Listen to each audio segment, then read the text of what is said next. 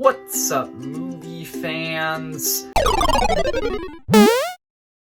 Guys, Guardians of the Galaxy Volume 3 just came out, and this has been one of my most anticipated MCU movies in years. I was so excited for this movie because James Gunn is directing it, and I love James Gunn. James Gunn might be my favorite comic book movie director. He's directed the first two Guardians of the Galaxy movies, The Suicide Squad, Peacemaker, the Guardians Holiday Special. He's just directed a whole bunch of stuff that I really love. And so I was really excited to see this movie because it's a James Gunn film, but also because it is a Guardians film, and I love the first two Guardians films.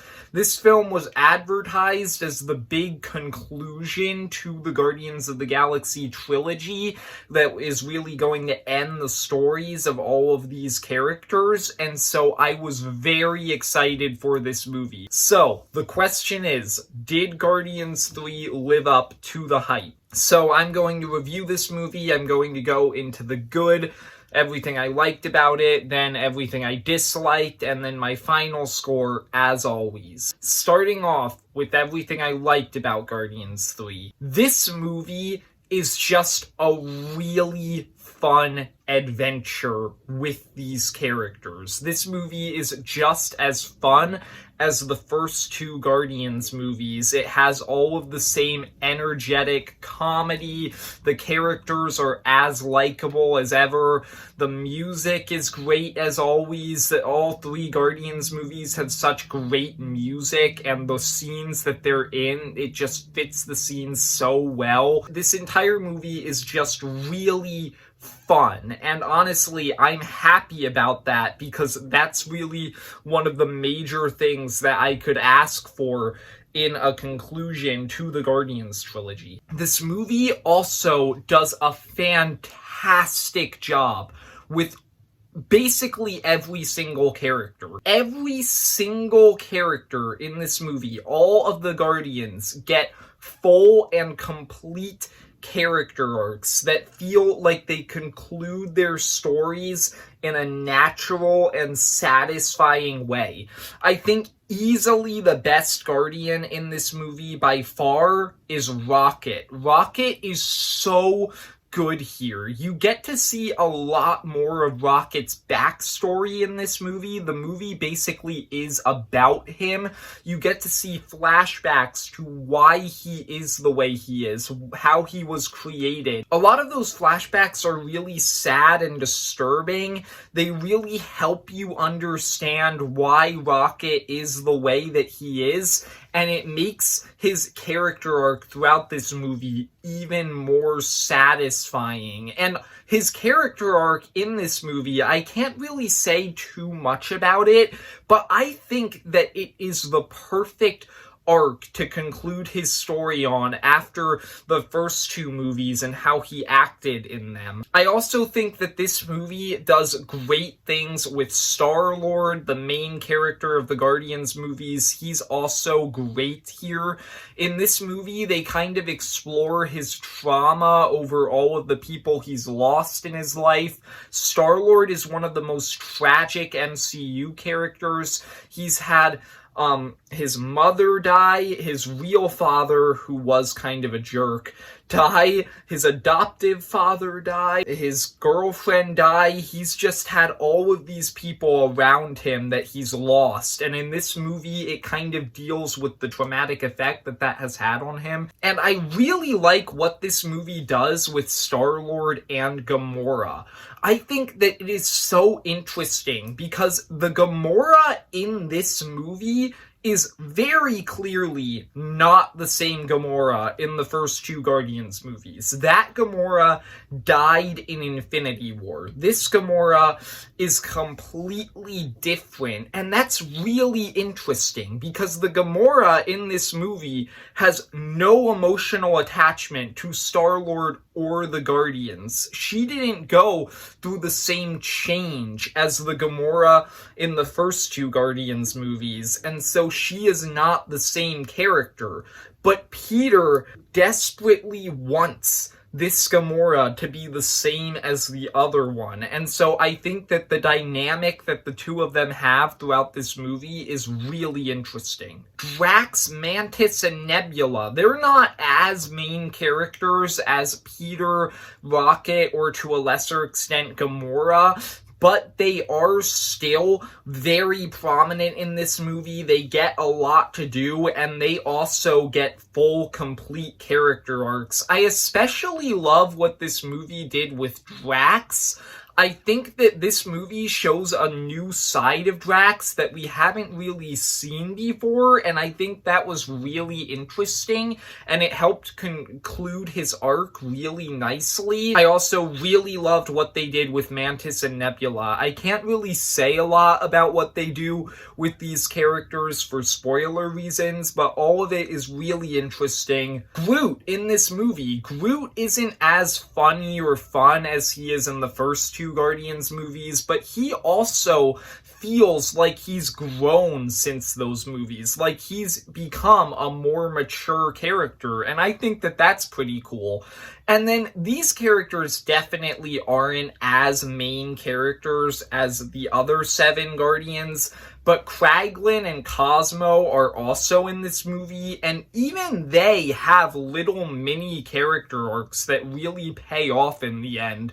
I really liked what they did with Kraglin and Cosmo. They're not really main characters, they're definitely my least favorite characters in the movie, but they were still pretty fun here. The villain of this movie, the High Evolutionary, is amazing. The High Evolutionary is such a unique villain in the MCU because you don't really get a feel of what his motivation is, why he's doing what he's doing. You don't really understand that. And normally, when you don't know the character's motivation when they're the villain, I don't like that. I've called villains generic for that reason. But the High Evolutionary is such an interesting and unique villain because, yeah, you don't know his motivations, but you don't really need to because he is such a hateable character. I honestly think that giving him sympathetic motivations would have devalued him. The High Evolutionary is an evil, sadistic psychopath, and that makes him such a threatening, intimidating, and hateable villain. Some of the things that he does in this movie just made me actually want to go through the screen and hurt this character. He truly makes you angry, and that makes you want to see him defeated. Just the High Evolutionary was a great villain. They did a great job making him very hateable. And the last thing that I really need to praise this movie for is the action in this movie is awesome. I don't think that there have been a lot of MCU movies recently where the action has been that standout, but in this movie, the action sequences are so good, man. Like, there is one sequence during the final battle of this movie, you'll know it when you see it, trust me. It was so insanely cool that after it ended, I literally said out loud, that was awesome. This movie has so many great action sequences. That one that I just mentioned is easily the best one, but there's also a lot of really fun, well-choreographed sequences throughout this movie. Just, this movie had some great action. So yeah, Guardians 3, it had a lot of good in it. Now let's get into some of the negatives.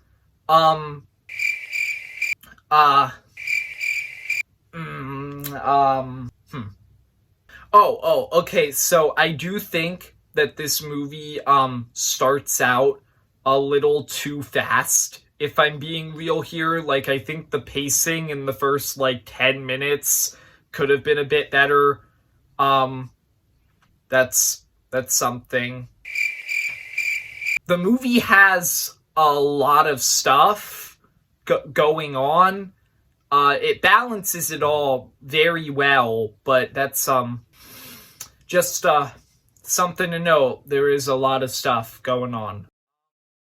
Okay, I legitimately do have one negative with this movie that I can mention, but seriously, man, this movie doesn't really have a lot of negatives. Like, those two things that I mentioned, they were problems that I kind of noticed, but they're both nitpicks, and they're both not really that big of a deal. The only real negative that I have with this movie is I did not like what it did with Adam Warlock. I thought Adam Warlock was an incredibly disappointing character. He didn't matter that much to me because I've never really been a fan of Adam Warlock as a character. I don't know a lot about him, but I have a feeling that if you're like a big fan of Adam Warlock and you watch this movie, you will not be happy with this interpretation of the character. Overall, Guardians of the Galaxy Volume 3